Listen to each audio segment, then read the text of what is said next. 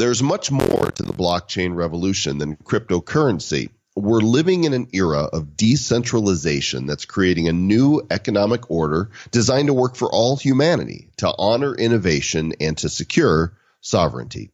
And that's one of the missions of the World Tokenomic Forum, an international organization created to enable public-private cooperation and innovation for a new economic order in a token and blockchain-based global economy. Today, you're going to meet the founder and executive chairman of this ambitious project. Guess what? It's a good day to be bad. Welcome to episode number 74 of the Bad Crypto Podcast. 5, 4, 3, 2, 1, 0, ignition.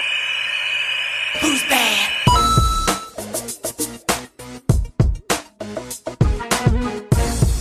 Hey guys, this is Carol from Scotland. You're listening to the Bad Crypto Podcast. Stay bad. Welcome to the Bad Crypto Podcast. I'm Joel Comm, and he is... I am Travis Wright, but I Are have you not. sure? I have not always been Travis Wright. I used to be Travis Bshore. Then I got adopted. True story. I was 7. Actually, as my stepdad married my mom, and on October 17th, 1980, I got adopted and had my stepdad's last name. I became Travis Wright. On October 17th, 2001, 21 years later, my son was born on that day. Unknown. That was just a universal gift. Coincidence. That's a beautiful thing. Well, I'm glad that gift happened because now we're here together hosting this podcast and speaking to the many, many thousands of you that enjoy the show for some reason that we don't understand, but we're glad for it. And welcome to the show. This is the podcast for the crypto curious and the crypto serious and The Crypto Furious. I'm a little crypto furious. I'm crypto constipated. we need a little crypto metamucil for my buddy Travis Wright here. You want to hear something funny? People binge listen to this show, right?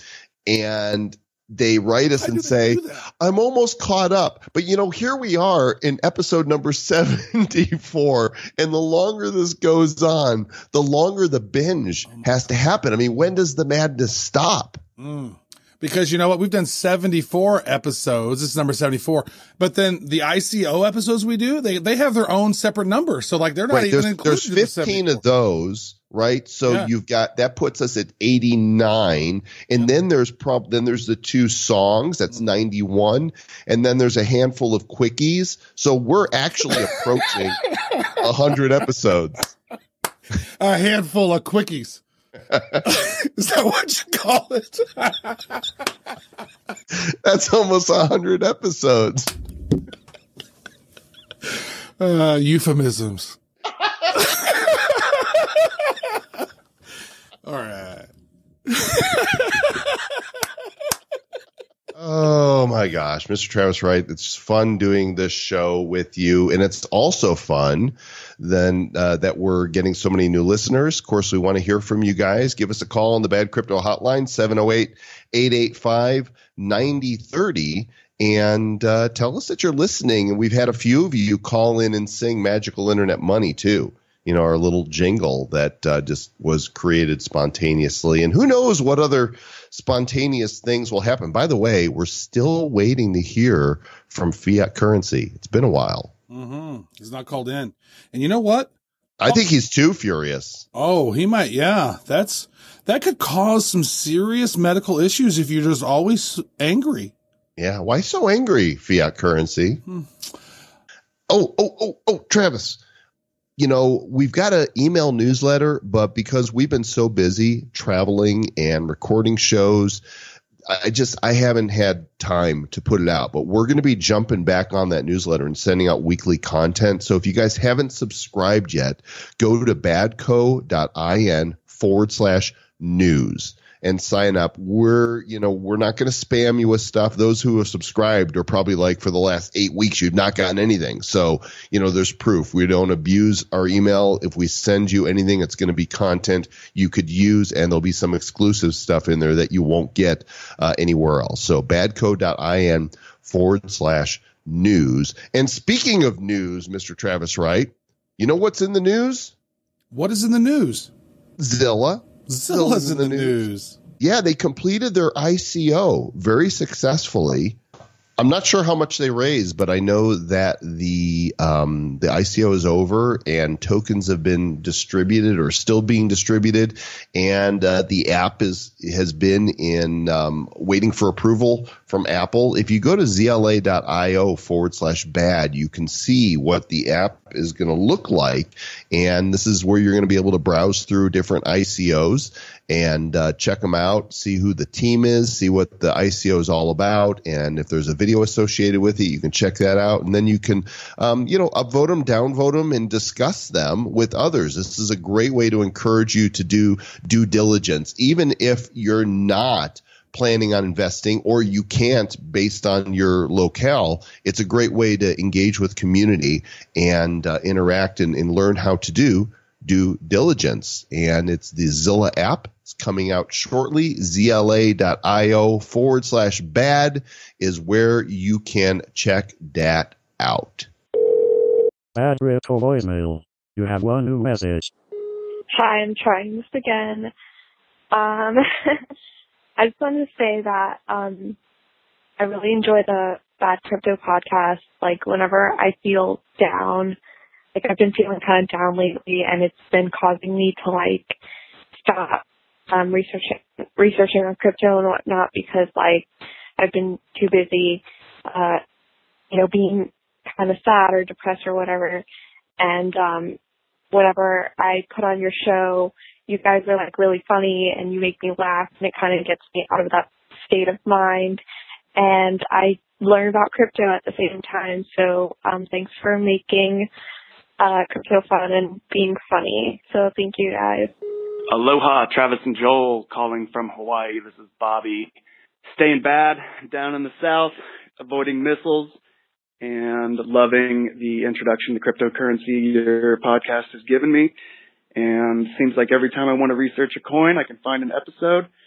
So keep up the good work, guys, and most importantly, stay bad with this magical internet money. Mr. Travis Wright, you have a co-author of your best-selling book, Digital Sense, who you frequently reference, don't you? Yeah, that is true. You know, people and businesses, they need to have a digital sense. We are in the world of digitalization of everything. And so, yeah, the book was all about, social business strategy, marketing technology, customer experience specifically, where we have a framework for businesses to be more efficient at the whole customer experience thing. And then we also talked about emerging technologies, which really led me down the rabbit hole to blockchain, which led me to the rabbit hole with Mr. Joel Comm. Which led our guests back to the Bad Crypto podcast. It's like the circle is complete. And Chris J. Snook is your co-author, and he's a managing partner at a managing party. He's having a party. Woohoo! He's a managing partner at Launch House. They hold a portfolio of digital agency, event, technology, blockchain related businesses. And he's an author. He's a speaker. He's a venture catalyst. He calls himself a brand humanizer, and he builds businesses and shares with others how to do likewise. He does it through keynotes, panels, workshops, live events, and he is putting together a groundbreaking event that is taking place in Grand Cayman Islands. It's an invite only. You're going to learn a little bit about it today. It's called the World Tokenomic Forum. He is the founder and executive chairman. And as I said, his name is Christopher J. Snook. Chris, welcome to Bad Crypto. Thank you. I feel like I'm in trouble already when you use my full name like that. Where's Mom? Christopher, what are you doing putting on an event in the Grand Cayman, son? Why are you offshore, Christopher?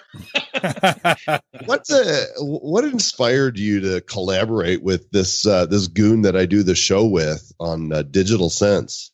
Well, yeah, I mean, that's an easy answer, right? I mean, when you meet smart people, you if you're like me, you try and get really close to them really quickly. And I had the pleasure of running into Travis actually back in 2013 when I had first moved into your neck of the woods, because you're in Denver, right? So I took a sabbatical. My wife and I decided to leave Southern California. We moved to Colorado, and I don't do boredom really well, and I don't really have a lot of hobbies anymore. So I build businesses. And when I'm on sabbatical, what that means is I mentor people building businesses. And I landed on a panel at Denver Startup Week in 2013 and met Mr. Travis Wright. And, the rest, as they say, is history. So in 2015, I hadn't seen him or talked to him since. In 2015, I had a concept for what became Digital Sense. It certainly was not the end product, but I had a concept that was down that direction.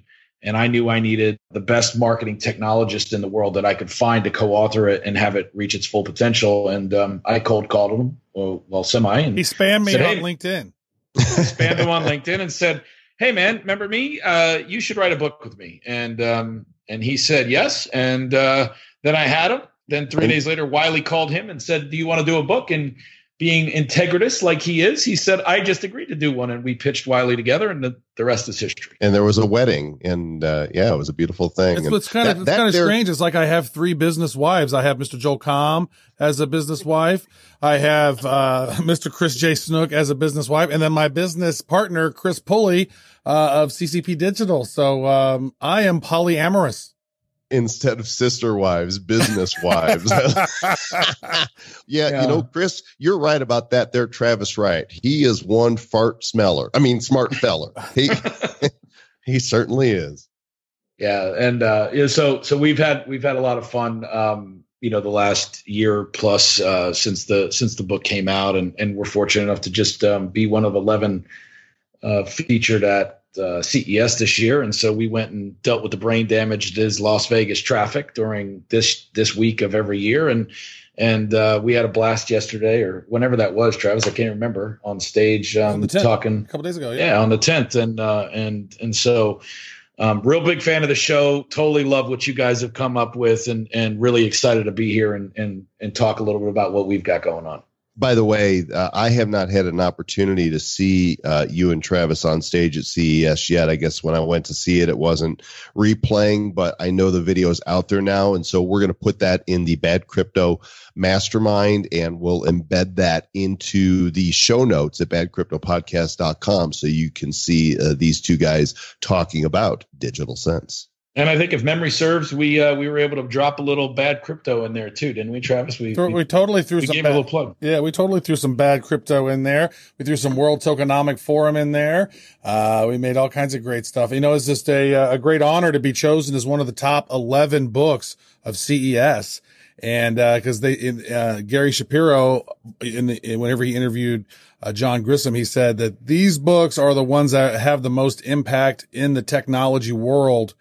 To hear him say that, and then to know that ours was chosen, is so freaking awesome. Yeah. And the lights came on just in time. So I don't know if you followed that on Twitter, Joel, but CES had a power outage about 3 hours before we were supposed to go on stage. I did hear that. I thought that was pretty funny. You know why? The lights were out because I didn't make it. They're like, all right, Mr. Joel Comm's not going to be here. Let's have a moment of, darkness because he's, it's sad. So, yeah, good times. 100,000 people in the dark. Real fun. So a couple of months ago, Joel, Chris and I went to LA. We had a client meeting was pulled there, and we were actually having a great conversation. A couple nights before, I'm always mashing up words, just kind of like you are, Mr. Joel Comm. You're a word masher upper. And I'd already like to mash upify. You do. True. You're a mash upification. And so I'd come up with the coinsultancy as sort of a thing like, hey, we can help businesses. And then I came up with the coinsortium. I was like, ooh, like how cool would it be to, start bringing together these thought leaders in the space? It's like, 'cause there's not that in there. Chris and I we ended up having this great conversation on it. And then, I think Chris came up with the World Tokenomic Forum from that conversation. And, man, he's just taken off with that idea, and the idea of bringing together the world's brightest minds in the crypto space, the policymakers, sort of like a UN or the World Economic Forum, in Davos, and bringing that to the crypto world in Cayman Islands. Like, what could be a better thing than that? So Chris, what are some of the plans and what are some of the directions for the World Tokenomic Forum, and what can folks expect from this idea? It's a good intro. I think, what the idea had been percolating, not around crypto, but the idea had been percolating for about 18 months. I had met several of the people that came in Enterprise City about a year and a half ago and had agreed to do an event down there in October, which obviously Travis, I think in one of the episodes, Joel, you said Travis is in the Caymans. Is he counting his crypto? Something like that way back in the beginning of the show. And so I had agreed to do this event down there. And it was really centered around location neutral businesses and some of the things that we've kind of positioned. But the reality was when Travis and I were in LA working on this client that had some sovereign governments related to cryptocurrency, and they were looking at different things that they needed to be thinking about or doing. He and I had this conversation, as he said, and it became really apparent that that platform and that opportunity in Grand Cayman and that relationship needed to be rethought, and that original idea was right in one way, but incomplete. And that the real opportunity here was, as a new economic order has been shaping up, that we really had an opportunity to try and hold the place in space where the current world leaders, the current, kind of powers that be in the technology world and governments and capital markets and things like that would need to and be able to convene with the new economic leaders, many of which are crypto related, right? I mean, the founder, I don't know what he's worth today, but the founder and former CEO of Ripple that I know you had the current CEO on a couple shows ago is worth close to 44 billion right now, right? Like all of a sudden you have people that went from total obscurity to the 16th richest person in the world. I mean, that requires a new table to be set.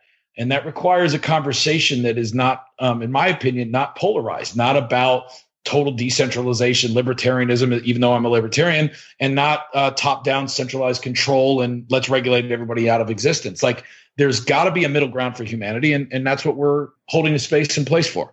Exactly. There's a lot of blockchain conferences going on. In fact, if you go to CoinDesk and click the tab that says blockchain events, every day of the year, there's something going on somewhere. So what's going to set the World Tokenomic Forum apart from these conferences that are taking place all over the world?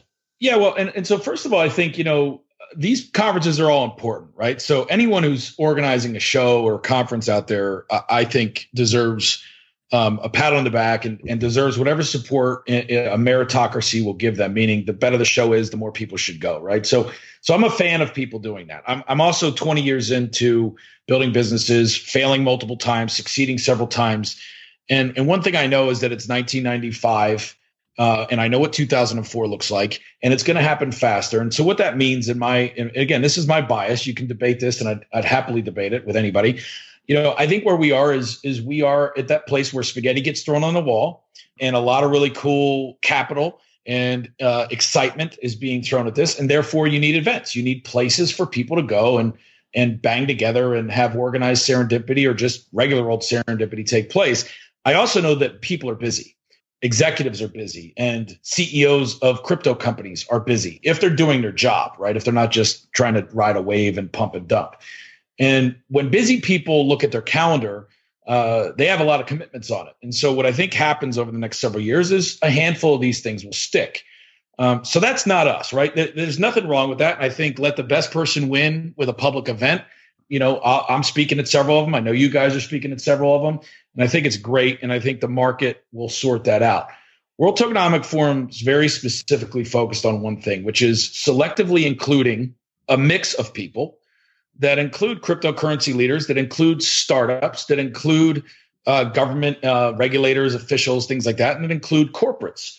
And to really try and put together the right mix of thought leaders and create a think tank and a membership that is inclusive but exclusive in the sense of, you have to apply to be a member. We take a lot of pain to figure out the right mix of membership is. You have to agree to the core values and the code of conduct. And it's not about sponsorship. It's not about just making money. And you got to try and really drive forward some of these conversations that there, quite frankly, aren't clear answers to yet. And so we're more of, as Travis said, a consortium, meaning as the world moves to a token-based economy where everything is smart contracted up and everything physical is made digital, and the world looks to interoperate blockchains and legacy cloud infrastructures and on-prem infrastructures that we provide that opportunity. And so our membership will have an annual summit. So you could call it an event, but it's an annual summit of members. And I think that's what's different.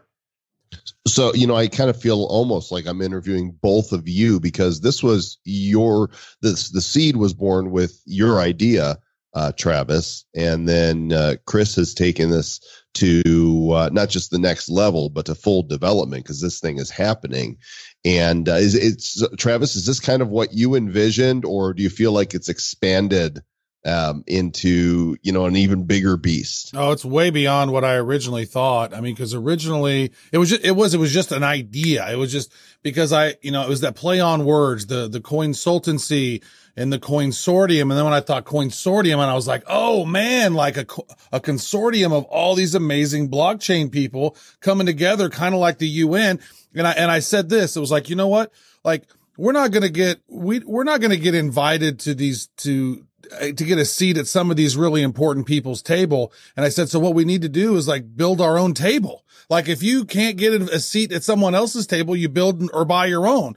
So the process here was like, you know what? Wow. Like, imagine if we just had this amazing roundtable group of people with like, the founder of Ethereum and Litecoin and all these really bright people, because there needs to be some general policies, or at least some understandings, that way there's not some people trying to go rogue or being evil, or, how kind of like the 1% or the 0.001%, they kind of control the world. And it seems like there's a shift that's going to be happening. And I didn't necessarily know how. I've never put on an event, and I know that Chris has put on a bunch of events. And so we just had that conversation, and then Chris just, had a great idea, and he just said yes. And he just basically took it to way beyond what I was even thinking.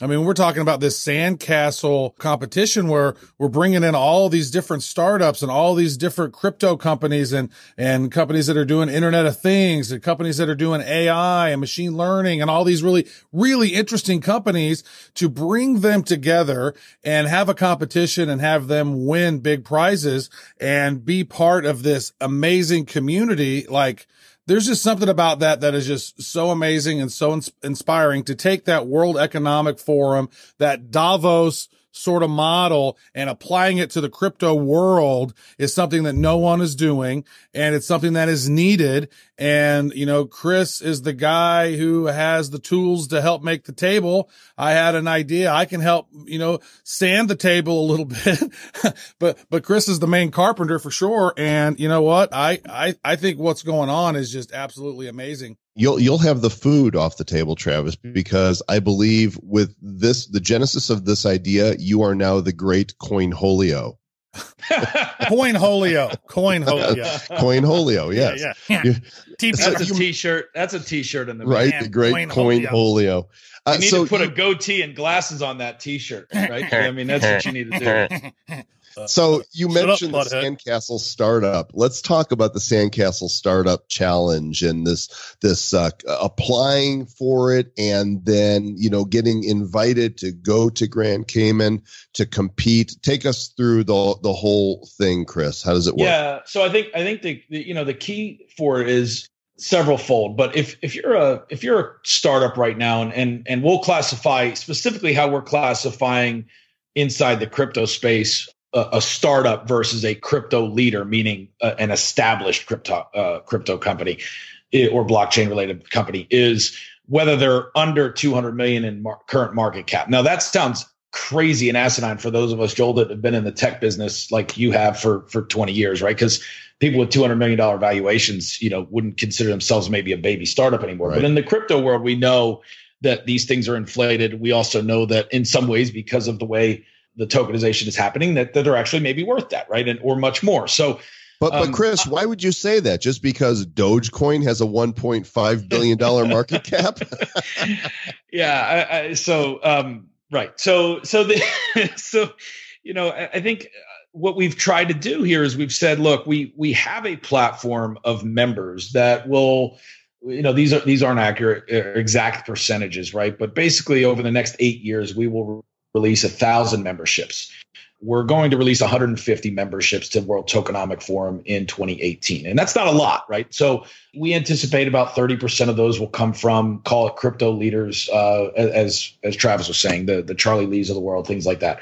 We anticipate that 30% of those will come from capital providers, service providers, and corporate leaders, right? And And then what we'd really like to see is roughly, 40% come from the emerging technologies that we help vet through this Sandcastle Startups Challenge. So the Sandcastle Startup Challenge, think March Madness for startups, right? 64 teams will be selected at the end of March. The applications we announced opened on January 9th at CES. We'll be touring the world, and I'll be going everywhere as will Travis, and we'll be using every online medium we can to attract applications from as many companies as we can. We think we'll probably get somewhere in the neighborhood of 700 to 1,000 first year. That I think that's basically what we're anticipating, and we will narrow that down to 64. They apply and they put in, the data that you would expect: their GitHub, their Slack, their white paper, their team, their vision, and then why they should be selected to compete. And then right now, and we'll be adding to this as we bring on members that want to do more. But right now, they'll be competing for roughly about $1 million worth of prizes in the form of exchange listings and services and go-to-market strategy and things like that. So the winner's going to walk away really, really dialed in. The competitors will walk in with some major earned media through the first round, and then the ones who make it to the second round and get invited to actually come down to Grand Cayman and compete in front of the membership in May will get even more earned media. They'll get walked into corporate accounts that may be first buyers of their or proof of concepts. So really what this is about end-to-end value chain creation in the blockchain space and looking at real problems. The categories that they will fall under this year will be cybersecurity, identity, payments, infrastructure, and social good. So if you think your technology relates to one of those five, please apply, and we'll bucket them. And then essentially the 32 winners will be kind of chosen in brackets based on that, and we'll have a social good winner, and we'll have a identities winner, and then those will get whittled down to the grand champion. So I'll take a breath and answer some other questions, but we'll keep building on that. But I think the point of this is that we know that you got to win a competition as one part, but that's not really the point. The point is, how can we help capital and help corporates, DLT practices inside banks, inside of anywhere, sovereign governments, inside of supply chain companies? How can we help them discover the technologies that could ultimately disrupt them and partner them up and become a first customer? Or maybe become a future acquirer, or maybe become an investor in their early round, right? And so at the same time, we want to help, these startups grow, get capitalized, avoid tail risk. So if they're already ICO'd, then great. We can help them get listed on several other exchanges where, and we've got some other announcements that I don't want to spoil on this, but we've got some really cool partners on the exchange side that'll be doing things like fiat to altcoin direct in their wallets and in key markets with regulatory frameworks that are friendly and a little bit more transparent than some of the other markets. And so, it's pretty exciting.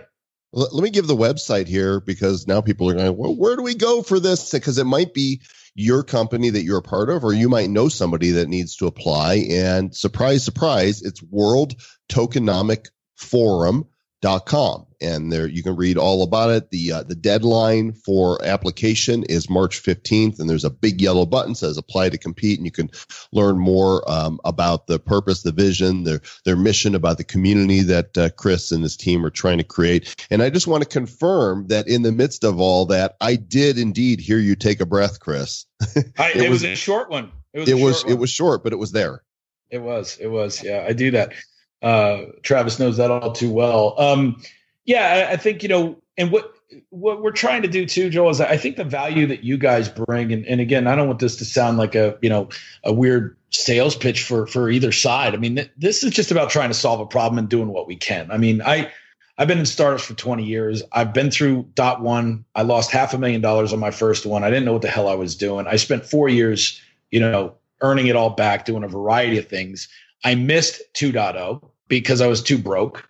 Recovering from my first failure. I was a little bit smarter, but I was too broke to really capitalize on it. And, and I think the benefit all of us have that have been around is if we still, regardless of what we're doing, this is an interesting open playing field. And I think, as people are listening to this show, why you guys have been so successful is because you're just teaching them in real time, and you're not pretending to have all the answers. And one thing I know is this: I am not an expert in cryptocurrency or blockchain. I know some, but I'm not an expert. But one thing I do know how to do is I know how to connect value from large enterprise to emerging market technologies to capital, because I've lost millions of dollars doing it wrong, and I've made some successful exits doing it right, and I've happened to build good relationships along the way. So I'm really good at gathering people, and I'm really good at helping conversations be healthy debates, and to try and find a center point that we may not agree on how to get there, but we can agree that we need to get there. And so I'm staying in my zone with this one, right? And I think it's an important time to stay in our zones. And I think you guys are staying in your zone with the show. You're unbelievable researchers. You're hell of an entertainer, both of you, and you're really freaking curious, and you're work your butt off. And so I just want to do my part, and I think this is one way I can contribute to the greater good. It's one of those really interesting things when you see like where we were in July, and we were full court press on promoting of the book, speaking all over. And then Joel and I were sort of, we were having lots of conversations about the blockchain, and then, all about in digital sense, that final couple chapters where we're talking about future proofing your business and the emerging technologies. And there's a lot of stuff that I see that's popping up in the sort of the technology space in this emerging technology world.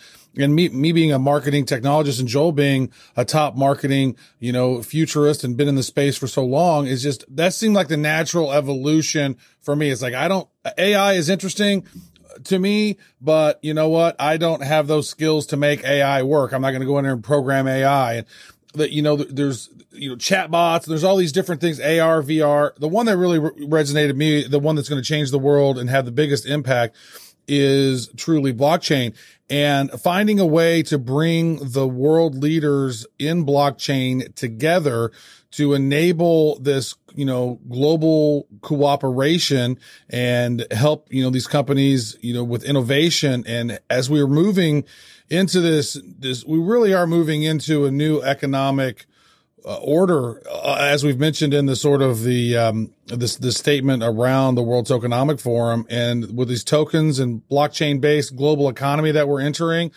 there needs to be leaders out there coming together so that way we can work together. And we had these conversations, you and I, and then some of the other people we were interacting with in Vegas at CES.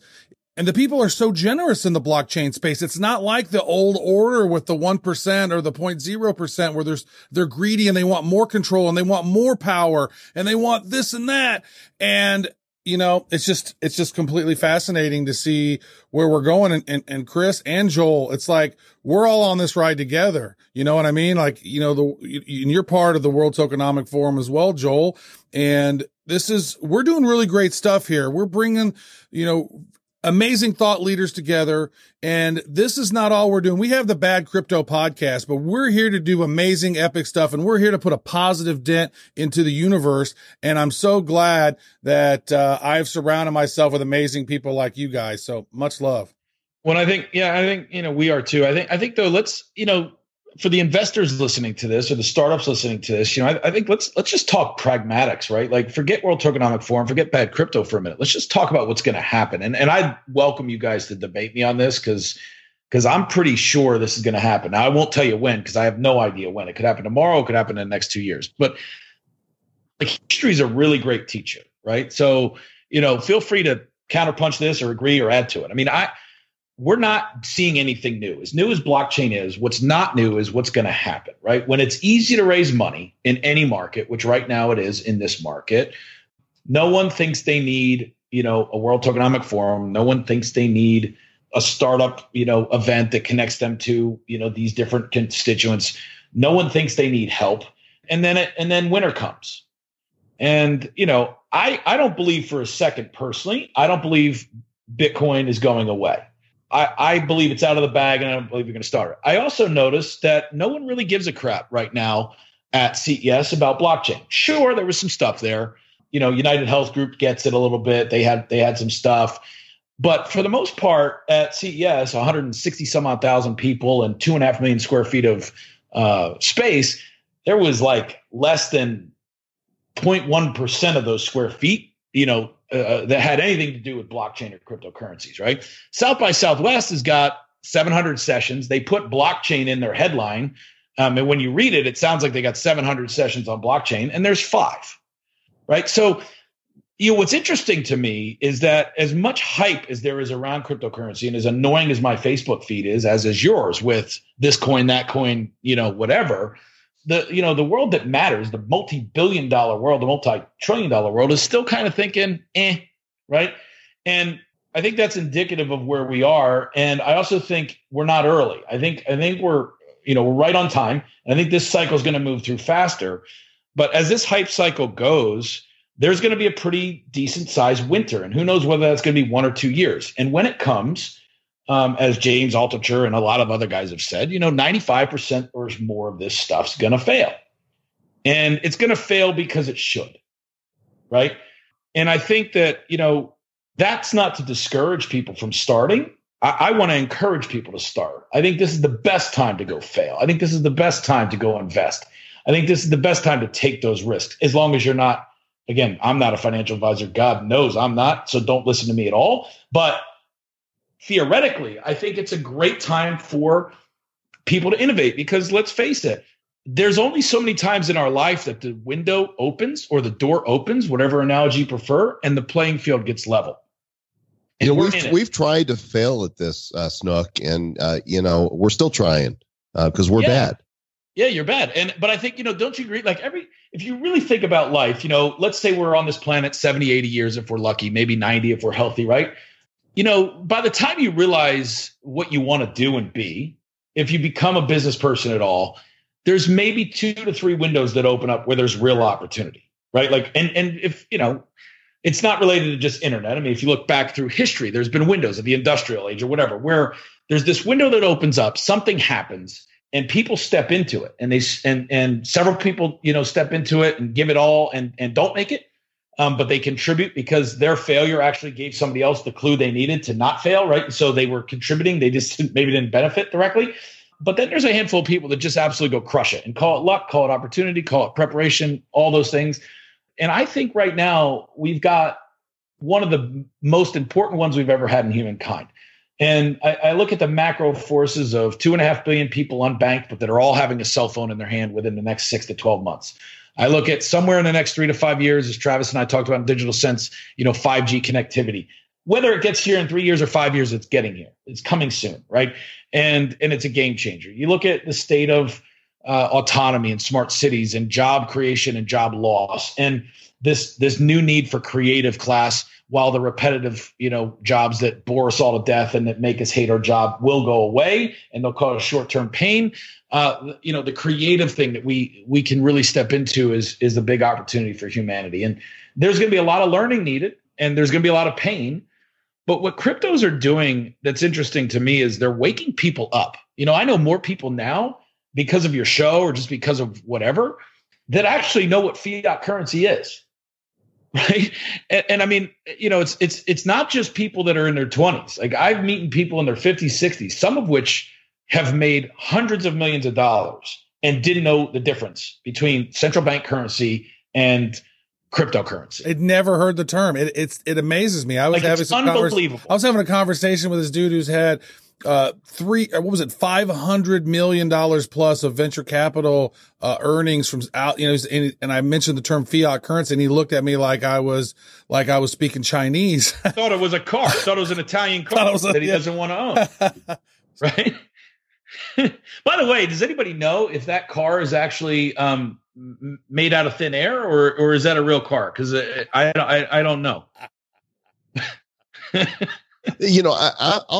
I'll double down on that. In fact, I just recently gave a talk out at the I won't say who it was. There's a little NDA with it, but let's just say a major car manufacturer, and I had an opportunity to see behind the scenes under NDA of what they're developing. This was the location, Silicon Valley, where the brainiacs are coming up with the cars that we'll be driving years from now. in the innovation. And I spoke to them about blockchain, and there was a lot of curiosity in that room. And I told them, and I'm going to double down on this. I said that blockchain is the most disruptive technology of our lifetime. And that is because it disrupts more industries than anything else. And I'm going to stand by that. What do you think, Chris?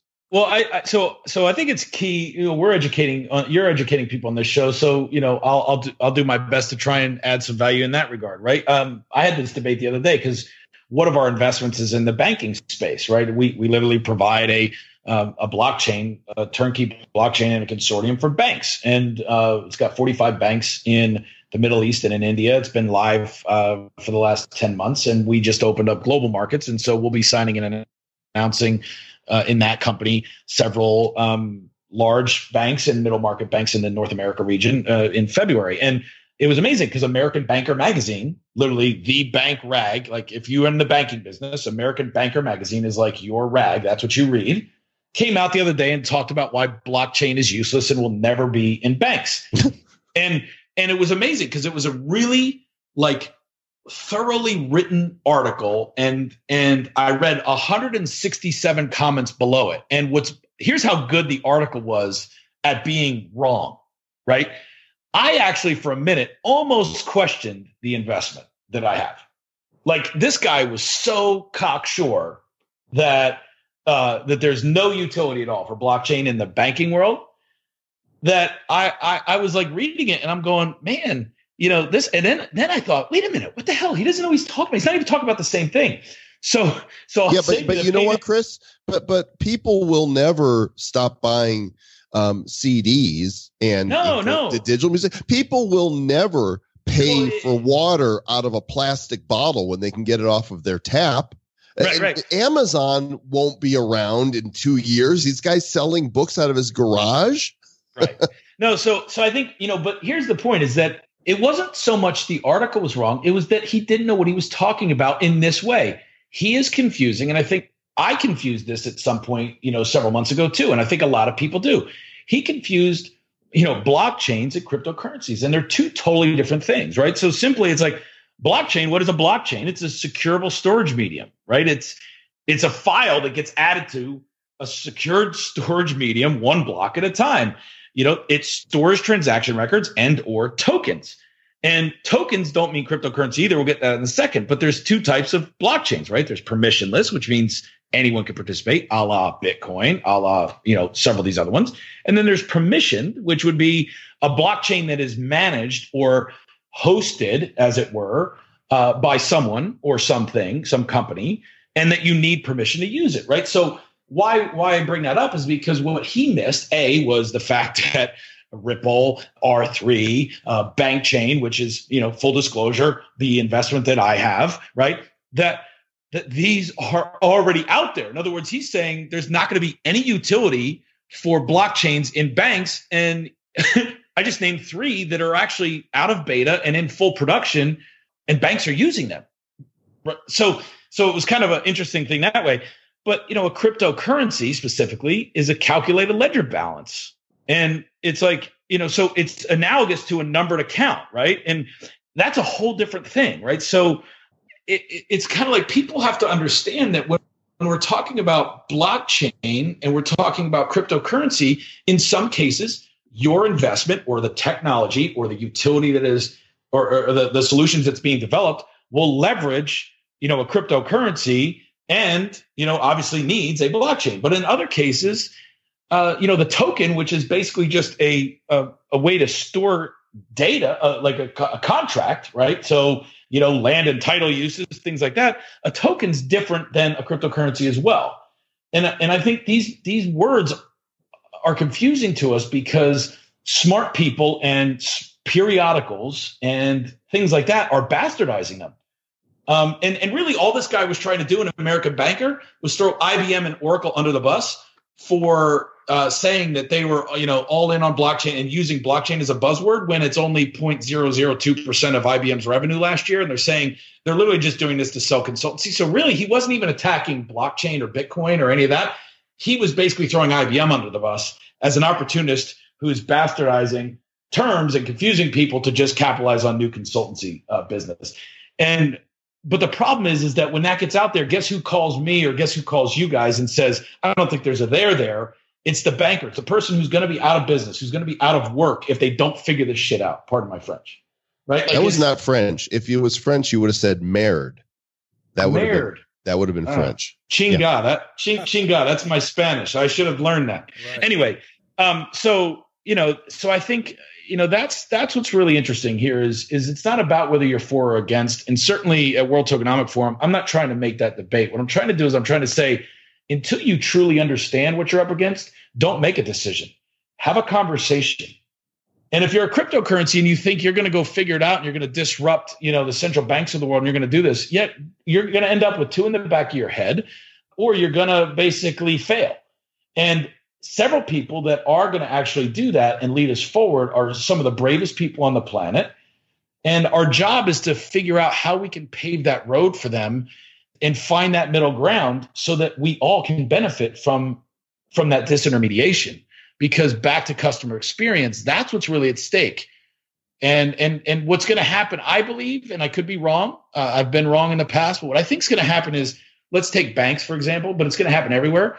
None of us want to pay for shipping anymore, right? Like if I say, hey, you can buy this product and it's $50, but you got to pay to ship it to your door. You guys aren't buying that product from that place, are you? No, well, I'm Prime, baby. I want it shipped 2 days free. And so if you think about it, right, and in Arizona, we can get it in 2 hours free under Prime and $7.99 in under an hour if we want to pay the extra $8, right? So imagine, and that's rolled out now by Amazon in I think 18 or 20 cities. So imagine what they're doing from an expectations level when that rolls out. Now it's 2 hours to your door for free, right? Like they're changing the UX forever, right? The experience and the expectation we have buying stuff is forever getting cheaper and forever getting faster. And there is no way you can compete selling me a product if you don't do that. You're basically not going to sell me that product. Well, likewise, if I start to use a wallet and I start to send Joel or Travis or my mom crypto, right? And I can send that in however long it takes, couple hours to hit, I know not everybody's getting it as fast as they once were because of the new volumes, but if it gets there lightning fast or if it gets there whatever in a couple hours by the time it all works out, the bottom line is I didn't have a limit, right? I did it through my phone and it was easy. And once I have that, kind of like once I get in an Uber and don't have to pull out my wallet to get out and pay, I don't ever want to go in a taxi again. And so I think what a lot of industries are missing is who cares if people get it in your industry yet? Right? At some point, someone's gonna, and it'll be merciless if you haven't been preparing for that. Because by the time the customer realizes XYZ does it that way, ABC is done if they don't have an answer.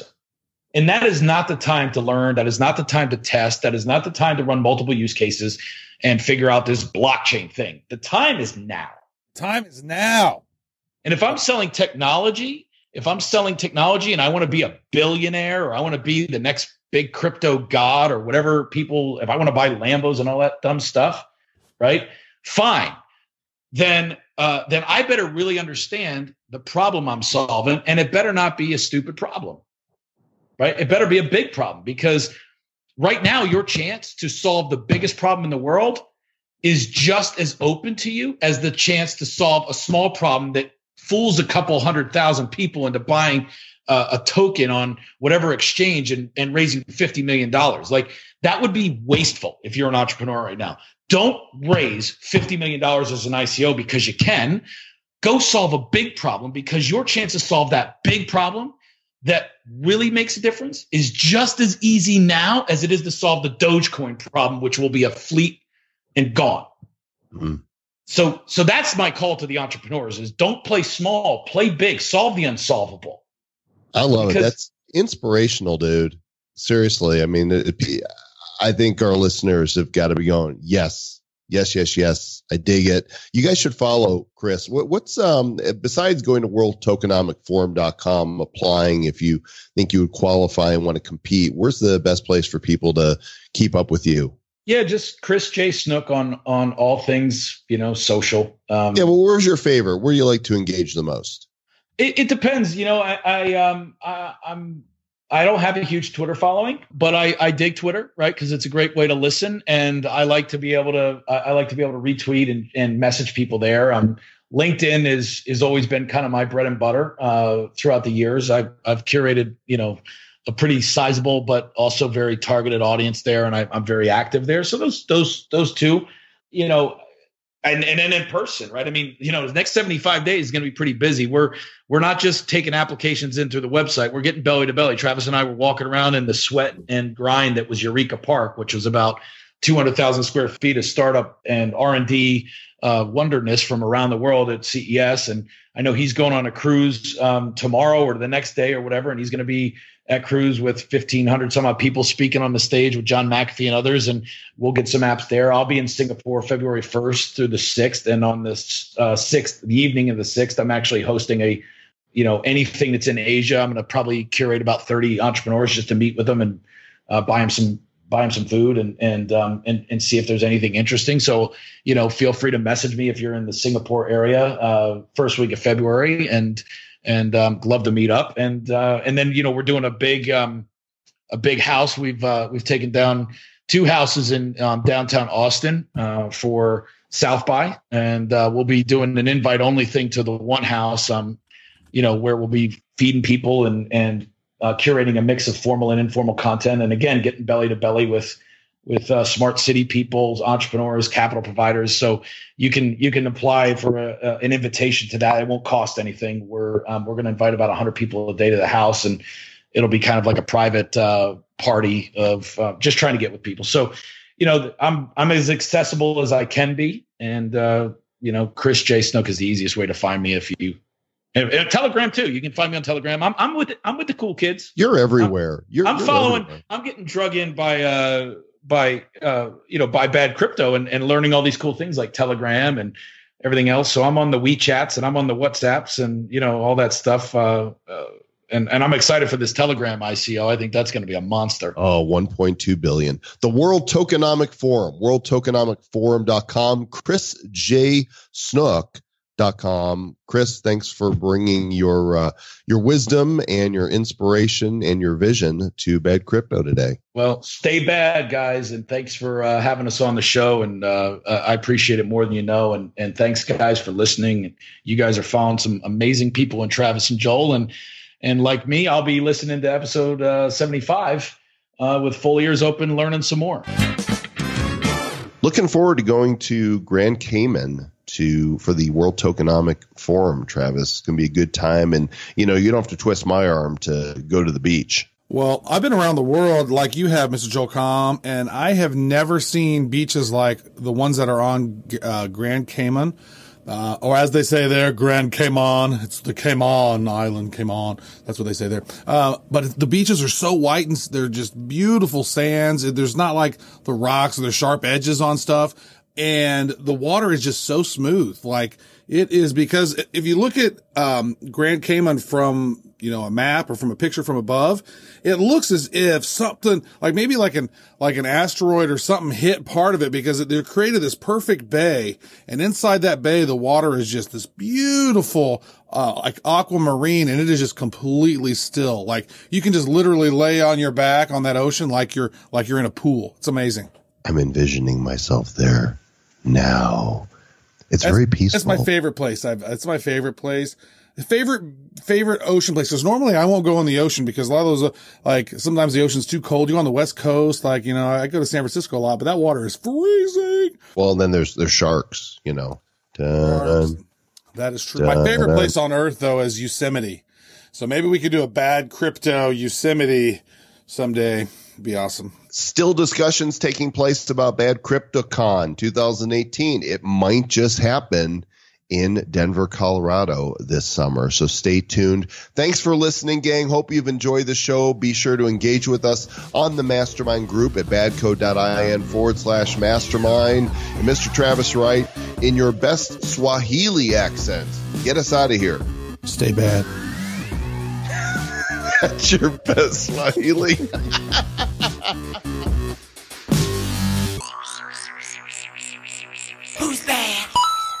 The Bad Crypto Podcast is a production of Bad Crypto LLC. The content of the show, the videos, and the website is provided for educational, informational, and entertainment purposes only. It's not intended to be and does not constitute financial, investment, or trading advice of any kind. You shouldn't make any decisions as to finances, investing, trading, or anything else based on this information without undertaking independent due diligence and consultation with a professional financial advisor.